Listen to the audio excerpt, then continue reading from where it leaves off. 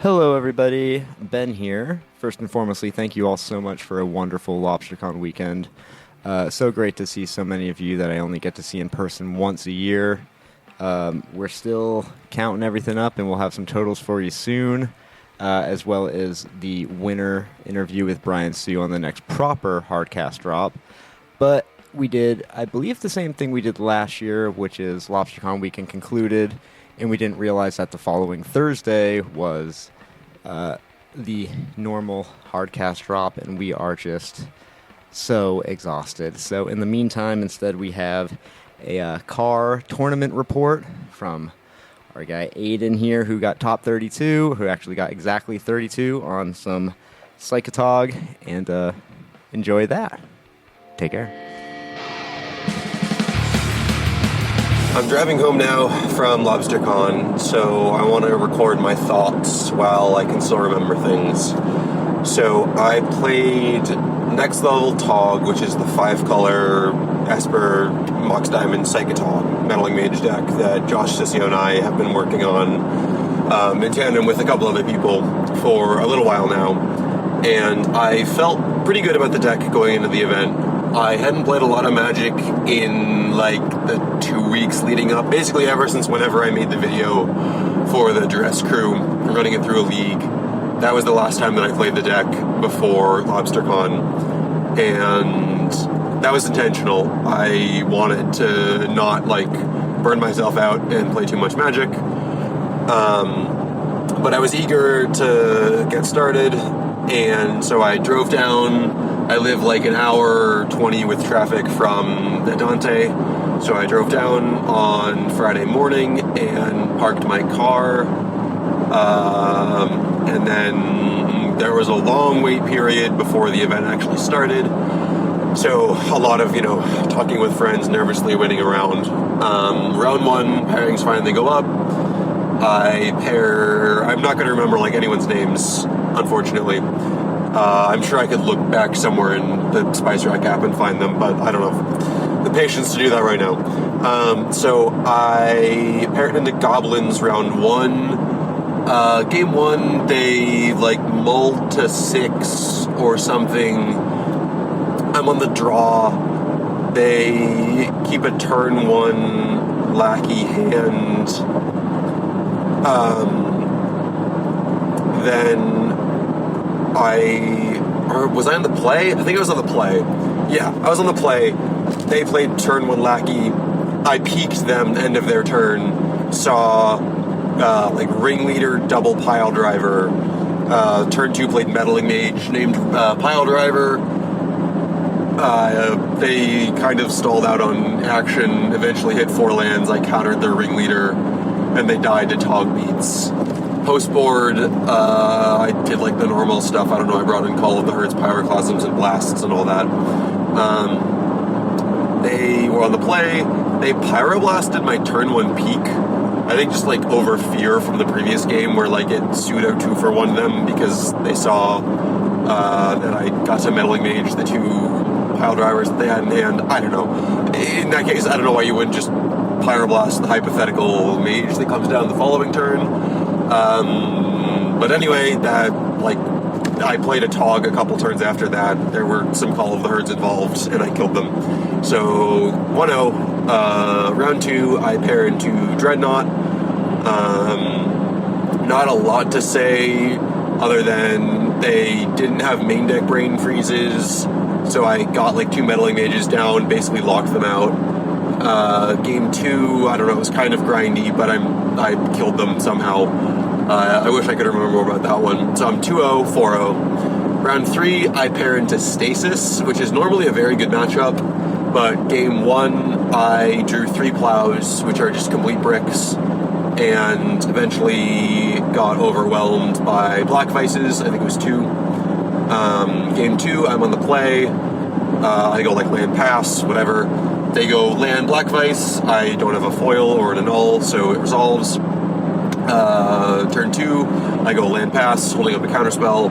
They draw, don't play a land, cast another Black Vice. I know they have a Daze in hand because there's no reason why they would so brazenly just like keep a hand that's just like one land, 2 black vices on the draw with like no way of countering if I countered the second one.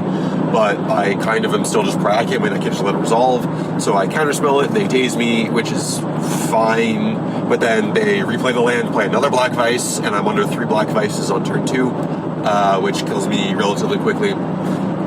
So 2-1, kind of unfortunate picking up my first loss that early. But, I do my best to avoid the tilt that always plagues me. And round 4, I pair into Tinker Prison, which is a matchup that I'm pretty happy with. Game 1, they kind of lock themselves under their own sphere, and I beat them down with a Tog. Game 2, it goes back and forth for a while, but they eventually are able to lock me out and kill me some. Oh, they like have a welder lock set up or something. They smokestack away all my permanents. Game 3, similar deal where I was able to kind of get them locked under their own sphere for a little bit and get out like a meddling mage and a Tog, I think, or maybe just a meddling mage. And then I'm able to hold up like a couple of nulls. I let them resolve like 2 Thran Dynamos or something, but they're like hellbent. And I was able to counter like the couple relevant draws that they had, and eventually just beat them down while their mana base like of Ancient Tomb slowly killed them over time every time they were trying to cast spells. So win that one, I'm 3-1. And round 5, I pair into Flinker, the Tinker Fling combo deck. This matchup like might be my deck's actual best matchup, as long as they don't have like complete nut hands. Game 1 had a situation where I peeked them and tapped out for a Tog to apply pressure instead of holding up a counterspell, because I knew that they could only kill me if they drew a soul land, which is like 10 or something. They had like 2 soul lands in play and in the graveyard, so there were like 8 or something like that. So I decided to take the risk because I knew that they like had the kill set up eventually, and I couldn't just hold on to one counterspell forever. They didn't draw the soul land, so I was able to get them there. Game 2, I had 2 meddling mages. I meddling maged Devour, and I meddling maged Tinker, and I countered their 1 Rushing River, and they scooped. So I'm now 4-1.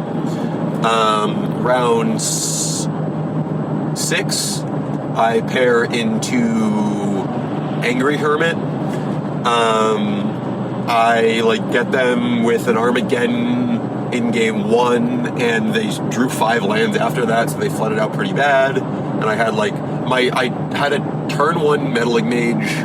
So they were on the play. They went Underground River Pass. I had a turn 1 meddling mage. I named Intuition because I thought they were on either Tog or Iggy Pop. So I named Intuition because it's like the closest thing to overlap between the 2 decks. I probably should have named Duress, even though they would have dressed me on turn 1 if they had one, which is why I didn't name it.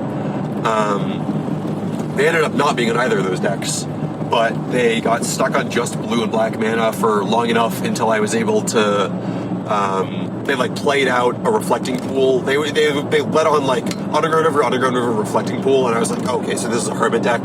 So I put down a mage on a hermit, and they eventually went for a dreadnought, and I plowed it or something, and then I was able to kill them with a Tog shortly after.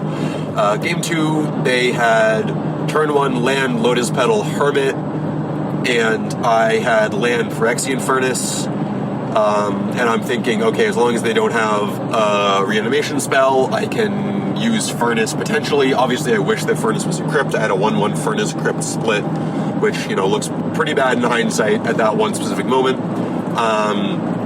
And they told me that they just literally top-decked the reanimate. They didn't have one in hand, and they killed me the next turn on turn 2. And then game 3, they mulled to 5 and said that they maybe should have gotten to 4 because their 5 was barely functional. And I got down a meddling mage and enough disruption to be able to kill them. So I'm 5-1. Not the best start. I could be 6-0, but I'm feeling pretty good. And that's kind of where the wheels sort of came off. So round 7, I pair into Pit Rack, and this player ended up making top 8, I believe.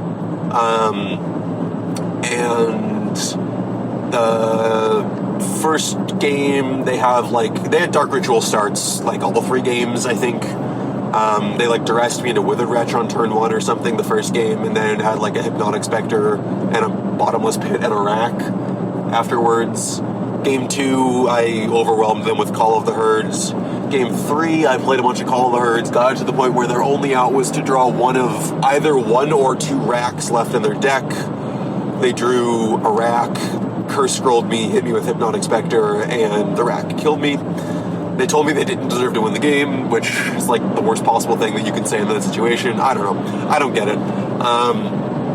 But, so that was kind of annoying. So I'm 5-2, and my top 8 chances are like pretty bad at that point. So you needed to go 6-3 or better on day 1 to make day 2. So once I was 5-1, I needed to win 1 of my last 3 games to make day 2, so I had lost my first chance. Round 8, I paired into a really interesting landstill deck. They were only on 1 Wrath of God, and as far as I could tell, weren't playing manlands. They were playing, they were very cantrip heavy. They were on Ops and Sleight of Hand, 3 powder kegs. Game 1, I only really remember Game 3. Game 1,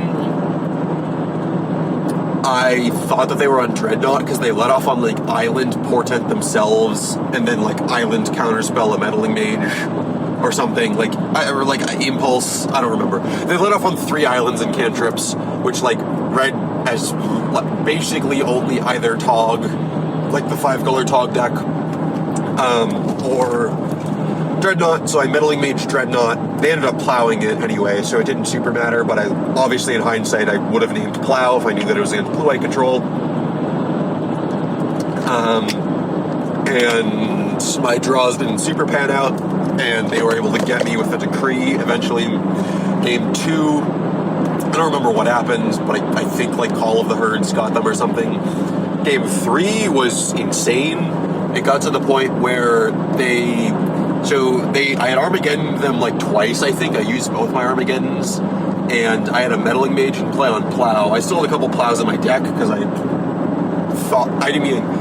thought that they just hadn't drawn their manlands or something, and I saw that they had Meddling Mages in Game 2, and I assumed that there was Exalted Angels, so they cast face down Morph Creature with only 3 lands in play. I'm okay, well, this is an angel, and I need to just hope that they don't find land 4 for it. I attack them, they don't block, they untap, they just slam land 4, fetch, flip Exalted Angel, hit me, gain life. But the fact that they tapped out meant that I had 3 of my Togs either plowed or countered at that point.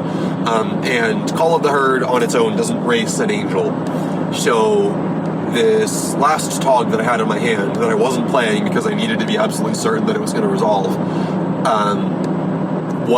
they tapped out on their own turn to flip the Exalted Angel, so I was able to just get the Tog in there. I had a Mage on Plow, and I hadn't seen a single Wrath of God from them, so I thought that they weren't on Wraths at all. And turns out they had 1, but they never saw it. But they had to chump block with their Exalted Angel, because at this point I had 30 cards in my graveyard or something, so Tog was Giga lethal. And the next turn I AK'd for 4 on their end step, because they were also playing AKs. So I think it was 1 in my yard and 2 in theirs or something like that. And I AK'd for 4 and drew into Glory and attacked them. They cycled Decree, and I gloried in response after they paid the mana to make the soldiers before blocks, gave my creatures Pro White, and they scooped. So I'm 6-2, I've locked day 2, and feeling very good. My last round of the day, I pair into Survival Madness, which is a horrible matchup. Game 1, they either had 3 survivals and a day's backup for one of them, or 2 survivals and a day's backup. I think it was 2, but it might have been 3. Either way, they were able to resolve a survival. I had a Tog down. Or did I? Did I not even show them Togs? I showed them Meddling Mages. They didn't know what deck I was on, which is fair. If you're not super in touch with the format, you don't know what next level Tog is. It's a pretty niche thing. Might have just thought I was Grow-a-Tog or something, or just thought I was like a crazy brew, which I guess I kind of was.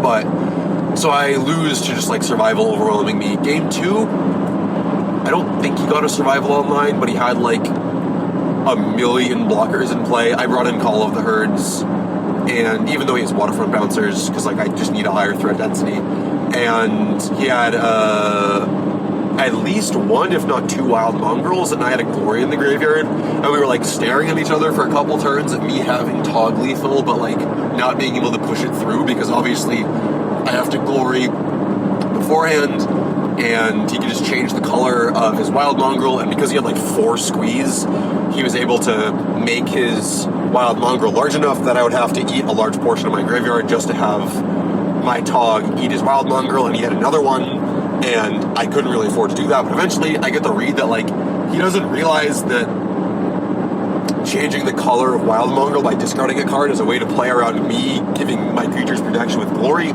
So I just main phase activate glory, say green, and he scoops them up. And I dodged a bullet on that one. And then game 3, I mull the 5 and just like don't see functional hands. And he's able to get like a mongrel out or something. I counter his first couple plays, but he gets a mongrel down and like some root wallas and just like slowly kills me because I'm on a mull of 5. So I'm 6-3, just snuck in to day 2. End of the day, a couple of my friends are doing well. Josh Sissio is 7-2 at the end of day 1 on a very similar list to me. He had a Sylvan Library in the board and like a Sphere of Law or something and a Pyroblast over like the 3rd Hydroblast and an Annul. But other than that, we're on basically the same deck. He was even on peaks and stuff.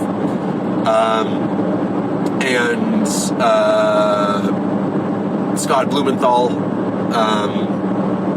I hope that's Scott's last name, sorry. I'm bad with last names. But he was 7-2 end of day 1 on Enchantress, which I was super happy for him on that. But a couple of my other friends were playing the deck as well, and they kind of bounced out early, like 3-3, 4-3, or like 4-4 drop type stuff. But I am exhausted at this point, so I walk back to my hotel, or I walk to the garage where I parked my car and grab my bag and stuff, my clothes and all that, and then walk to the hotel. And I ordered takeout from Tasty Burger, which is a great burger chain that's like only in Boston and Cambridge if you're ever in the area. And it was very good. And in the time that I was doing all that, the Bruins lost to the Sabres and got bounced out of the playoffs, which sucks, but kind of a miracle that they were there to begin with. And after I ate and showered and everything, I went to sleep, and I woke up and got breakfast with some friends beforehand. I got breakfast with 3 friends who all weren't playing day 2. They were all playing Unchained, which is the event where you can play with 4 total copies of banned cards. We'll have to check how Andy Mogg ended up doing, but he was 5-0 last I looked, on Tinker Prison with Mana Vault as his banned card, which is basically just like a Turbo Smokestacks build. Then Tom McDonald was on Reanimator with Entomb. I think that he was like 3-1, but ended up just like dropping just to go home early. And John Colley, who both the last 2 players, actually all 3 of those players played EsperTog in the main event and did fine, but didn't day 2. And which I guess, I don't know, maybe that means they didn't do fine, but they had like even records at like 4-4 type stuff. But John Colley played blue-black Psychotog with Force of Will and Unchained, I think. But anyway, so I got breakfast with them and then got to the event and talked with some friends and stuff beforehand, looked at the meta breakdown of what made day 2. I believe 15 players in the event. The event was 320 players, by the way. Sorry, I should give more context. This event was 9 rounds day 1, 6-3 or better makes day 2, 5 rounds day 2. It ended up being a clean cut where 11 wins was the magic number to make top 8. I had done some math beforehand and thought that 10-2 would have been good enough. I think it didn't end up being because of like unintentional draws, but it would have been 9th place or something like that. But anyway, so day 2 is open deck list. So we like know the metagame. 15 players played Tog of both varieties, both blue-black and the 5-color builds, the next level Tog. 1 player on blue-black Tog made day 2, and 4 players on next level Tog made day 2. So the deck had one of the better conversion rates overall, and I believe over half the people playing next level Tog made day 2. There were like 7 people on the deck. 4 of them made day 2. Maybe it was 8 people. So very happy with how the deck performed. Very proud of everyone who played the deck, but everyone who day 2'd in particular. And so I don't have a loss to give. I'm at 6-3. If I lose, I'm for sure out of top 8 contention. Round 1 or I guess at this point it's round 10. I see the pairings. I see that I'm paired against Rich Shea. I know that he's on Enchantress. That matchup's horrible. I am not prepared for it in the slightest. Rich is, local to the area. I've played against him a bunch. Amazing player. Very good at the deck that he plays. And all decks, just in general. And game 1, he mulls to 5, and it's it really doesn't matter. He kept a hand that he was on the play, and had turn 3 Enchantress's Presence, and I didn't find a counterspell or foil in between 2 impulses and stuff. He sealed my Mox on turn 2, which was sort of a setback, not a massive one. It ended up mattering more later for Armageddon stuff, but I just got overwhelmed. Game 2, I whiffed on a land drop where I would have been able to Pyroclasm his Xantid Swarm and hold up a null, and that let him resolve an Enchantress's Presence. From there, we got to the point where after, I Meddling Maged Parallax Wave or something, he had 8 cards left in his deck by the end of things, but had stuck an Opalescence and had Sterling Grove in play, so I couldn't deal with the Opalescence, and I died, and I was dead for top 8 at that point, still alive for top 16 and stuff, which had some prizing, but that was disappointing. But I knew going in that I was a heavy underdog, both in player quality and deck, so feel a little bad, but not too bad. So I'm 6-4. And then round 11, I pair into Naya Terrageddon. Game 1, he gets me, it's very down to the wire, but he gets me with 2 Nimble Mongooses. He wastelanded his own wasteland, but he had 2 wastelands, and 1 wasteland wasted the other one, which is not how that's supposed to be done. You're supposed to just, wasteland can target itself. So he sacrificed a land completely unnecessary, and it led it so that he couldn't flashback a Call of the Herd, which gave me an out of finding a Trump blocker for a turn to stabilize with Tog, but I didn't, and I lost game 2. I won with Tog beatdowns or something. Game 3, he mulls and keeps a 1-lander that was pretty anemic, but eventually finds land 2, resolves a Curse Totem. I see 2/3 of my deck, find most of the lands in my deck. At one point I gushed into 2 lands and then impulsed and saw 4 lands on the same turn. I gushed, float 2 blue, cast Impulse, so I saw, 8 lands or whatever, or I had 4 lands in hand and then had to pick another land, so 5 lands in hand, and then put 3 lands at the bottom of my library. Still drew another 2 lands after that, I think. So couldn't find disenchant, just only drew lands. I drew like a couple Call of the Herds and made it a game, but alas, so I'm 6-5, and at that point I am 1-4 in my last 5 matches and feeling very demoralized.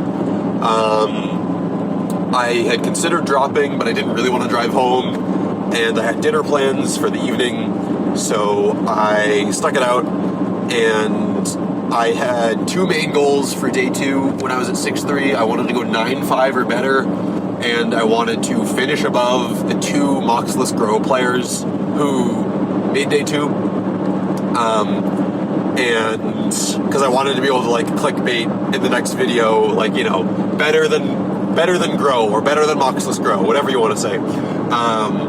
And so in round, what are we in round now? 12. I paired to the Mirror, one of the other players who made day 2, and super nice player, super nice guy. And I told him, like, we were talking beforehand, and I was like, you know, I haven't played that much of the Mirror, but from my limited experience, it's kind of miserable. And so game 1, he agreed. And so this is open deck list. So game 1, looking at his deck list beforehand, he's not playing Call of the Herds in the sideboard. He's playing Engineered Plagues and like extra Red Hate. And my eyes light up. Like, game 1, we're on almost the same list. He had -1 Meddling Mage, +1 Intuition, and then was playing like 4 Mox Diamonds and -1 Island or something, which is a little greedy, but I think you can make it work. And the Intuition seems really cool, especially with like the way he had his sideboard laid out. He had like 3 Engineered Plagues, like 3 Chills or like Warmths or something. I don't know, but very cool setup. But no Call of the Herds in the sideboard. So I'm thinking if I can take game 1. I for sure win one of games 2 or 3 because I have Call of the Herds on my sideboard just based on that fact alone. And so, game 1, I don't know who got down the first Meddling Mage, but so I discarded Glory to hand size at some point. We're just like playing draw go stuff, like some AKs involved. He's drawn way more cards than me, has way fewer cards left in his library. He's on like 24 cards in library, but at some point I've discarded a Glory to hand size. And I get down a Mage, and I have like 2 Togs in hand, and I don't know if he's peeked me. I think he's peeked me at this point, so he sees that I have 2 Togs in hand. So my Mage, first one name's Plow. I have a Plow in hand at this point, but I think that like because I have 2 Togs, and I have a Glory in my graveyard, making sure that my Togs are safe is important. He plays a Mage and names Tog, and then I start attacking him down a little bit with my Mage, using Glory to give it protection so that I can get through for damage, because he's taking damage off of cities and I haven't taken that much damage, so I'm ahead in the race. Then he plays another Mage, and I think this was a mistake on his part. I understand why he did it, but he played another Mage and named Mage. So at this point, I have a Glory in my graveyard. The Mage that I have in play is the only creature that I can resolve. Neither of us are playing Fire Ice. Like, these things that are in play outside of combat damage. He hasn't seen his Glory yet. So him hard casting Glory is the only way that he can break this stalemate.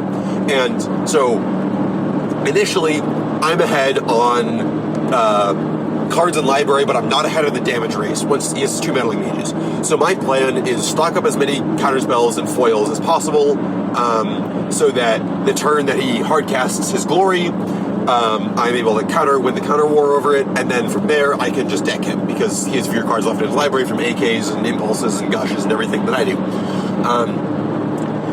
But he has 2 cities in play, as his only 2 white sources. He didn't have a Mox, I think.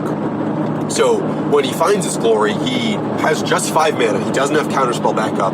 He has to take 2 damage to cast his Glory and doesn't have a foil, so I'm just able to counterspell it, and that's it.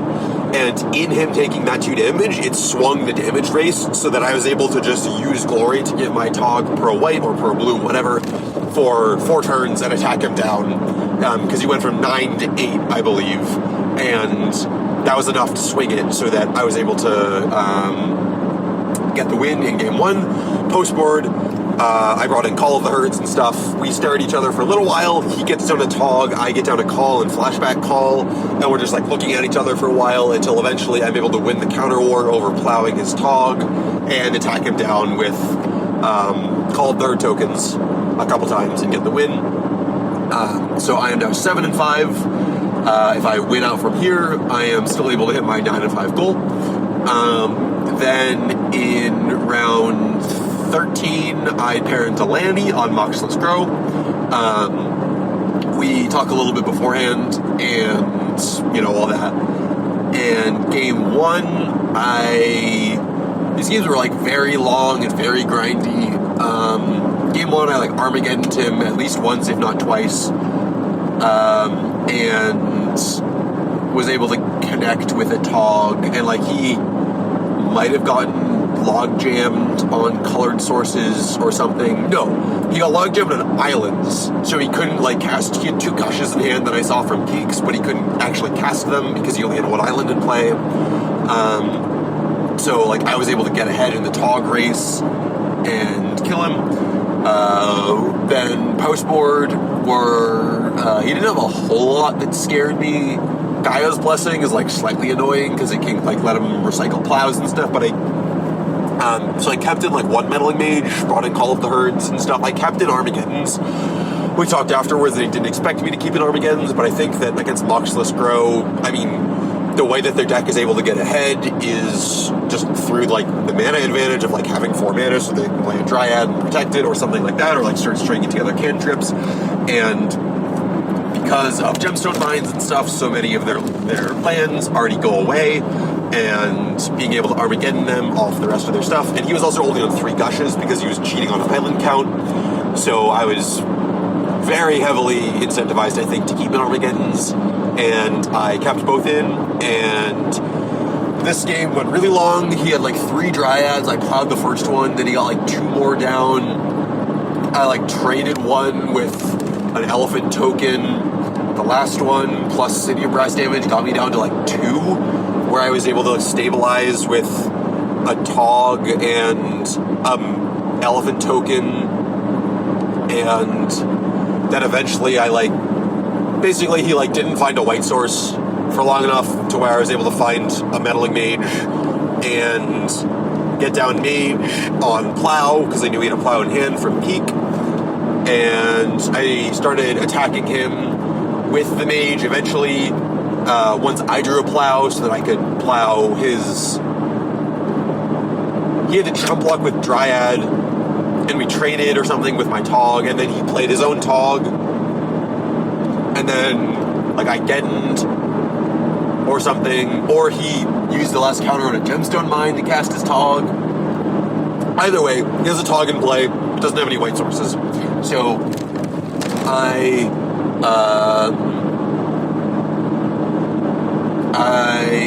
eventually draw my own plow, start attacking with my mage. He either blocks, and I turn on my plows again and get plow his Tog, and then presumably kill him the next turn, or he doesn't block and I just get it for 2 damage a bunch. He takes 6 off of it before eventually blocking.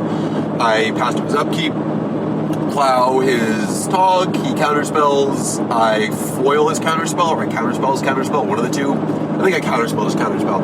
So he's tapped down and does a bit of cantripping. Keep in mind, I'm at 2 life this whole time, so if he finds Fire Ice plus a multicolor source, he just kills him with Fire Ice, and there's 3 Fire Ices in his deck.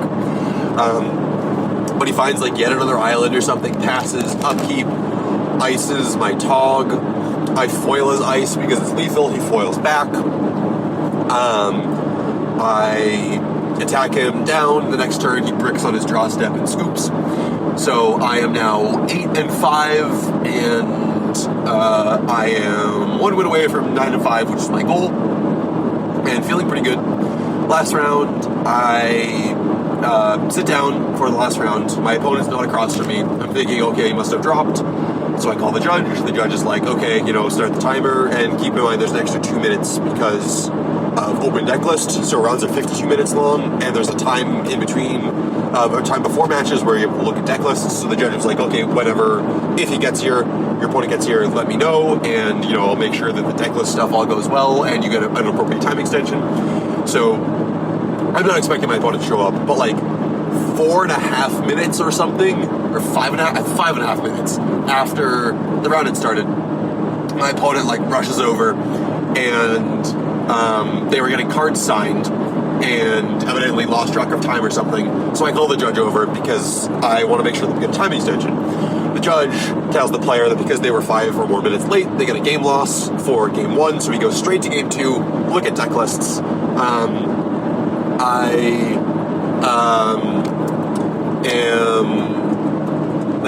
I'm against the Rock, and this is, even though it's game 2, we don't get to sideboard, so I just have to run my straight main deck, and my straight main deck is pretty bad versus the Rock, but my opponent pulls to 6, keeps to 6, where they told me that they should have, literally, like, as they kept it, they should have gone to 5, but they didn't want to go to 5. It was just land go for the first 3 turns. Then they played Ravenous Baloth, and I counterspelled it.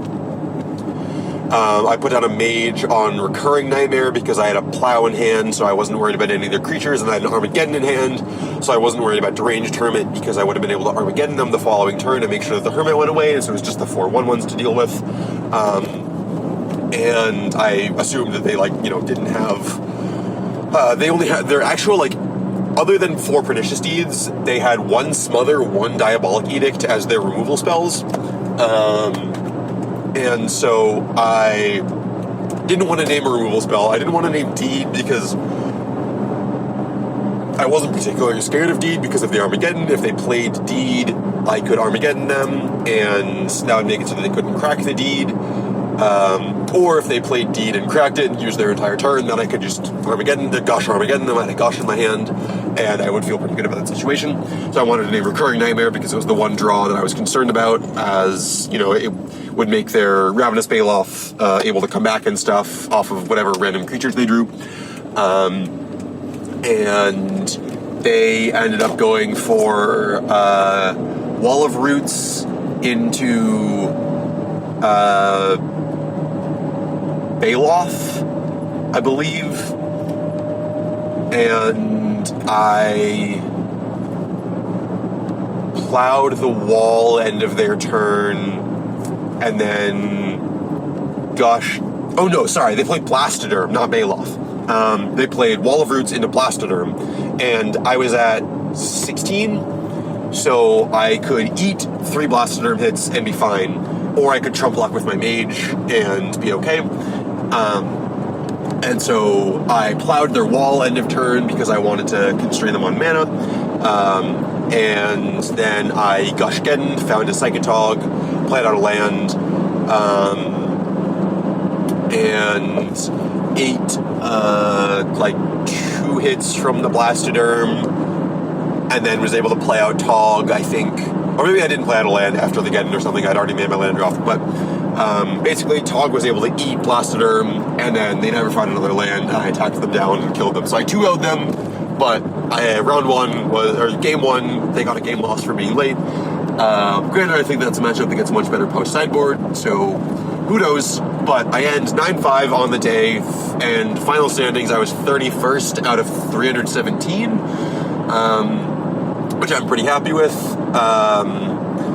and overall, I'm super happy with the weekend. I'm biased, but obviously I think the Duress crew, all things considered, did a great job running the event. The time in between rounds was kind of long, but in an event this long, with Spice Rack being what it is and all that, that's kind of to be expected. At the beginning of day 2, basically nobody could actually find the event in Spice Rack because of they essentially reset the event sort of because open decklist stuff or something like that, but we found a workaround eventually and everything was okay. I don't know how coverage went. I was originally going to be a backup commentator on coverage if I didn't make day 2, but I day 2'd, so that didn't happen. But given the people that were on commentary, I assume it was amazing. When I commentated with Jerry Nee at the last Duress Crew Regional, he was fantastic. Cannot say enough good things about his commentary. Doomwake, I know, does commentary for the NRG events and stuff, and in the limited amount of that I've watched, he seems to be good. And he has a reasonable amount of format knowledge, especially for someone playing who's so recent to the format, but strong player overall. Obviously Brad is Brad, so that probably went really well, and all that. So I assume that coverage was good, but I haven't taken a look at anything yet. I wasn't on camera at all, because other than when I was 5-1, I was never even in contention for being a feature match. but I assume that all went well and went smooth. And I just super happy with the event overall. I mean, also, it was the largest pre-modern event in history, with 317 players, which is super cool. And being a charity event, that's also even better. All the raffle stuff that we held throughout the weekend was really cool. And Billy did a great job running all that. Really, I mean, like, shout out to basically everyone that I played against. I think most people were super nice. And I am looking forward to the next one. If I can get into it, hopefully the venue is bigger, whatever we end up finding out, and we're able to fit more people in so that, you know, more people can enjoy the Lobstercon experience, because a lot of my friends were telling me that, like, you know, they had major FOMO hearing about how everything went over the weekend. But yeah, I mean, I think the format's in a good spot. I don't remember exactly what the top 8 breakdown is, but like there's like no Dreadnought or something and like 1 Replenish. And like, you know, decks that people were kind of writing off, like Oath Ponza did really well overall. I think Oath Ponza had the highest top 8 conversion rate, or highest day 2 conversion rate of any deck. Unless maybe isolated as just 5-color Tog, or like next level Psychotog, that might have been better, I'm not sure. But overall, like as a macro archetype, Oath Ponza performed the best out of every deck. And a lot of decks that people were kind of concerned about, stuff like Dreadnought, didn't do incredibly well. Very high represented, lower day 2 conversion rate, which is sort of how you expect things to go when a deck's that played. But overall, I mean, I think the format's in a fine spot. I'm really enjoying next level Tog. I think the deck's like, I wouldn't recommend that everyone play it. I don't think it's amazing. I think it's a good spot to be in. You have enough game versus most of the top decks. You have some pretty, like, your Dreadnought matchup, I would say, is like phenomenal. Your Replenish matchup is favored, close but favored. Player skill dictates a lot of that, and the specific Replenish builds, knowing about that also impacts it. Obviously, your Enchantress matchup's really bad, but, you know, you can't beat everything. That's just kind of the nature of Magic and the format. And that's a good thing. You should not be able to beat everything just based on deck alone. And then I think like the red decks, Goblin, Sly, all that, you have a lot of play versus Moneyball can be tough. Same with the Rock. But you're able to metagame in sideboard for a lot of your bad matchups. And I would say if you enjoy like the tempo, mid-rangey, blue mid-range style stuff, I would say give Next Level Tog a shot. But also bear in mind, it's not like this is like a secret meta breaker deck. I think that the deck is completely reasonable, and that's probably the as far as I would push it. But yeah, so that's it for my spur of the moment thoughts on Lobstercon and how all my matchups went. Hopefully I upload this somewhere or transcribe it or something. I don't really know, but yeah. I will see y'all the next time I upload a video.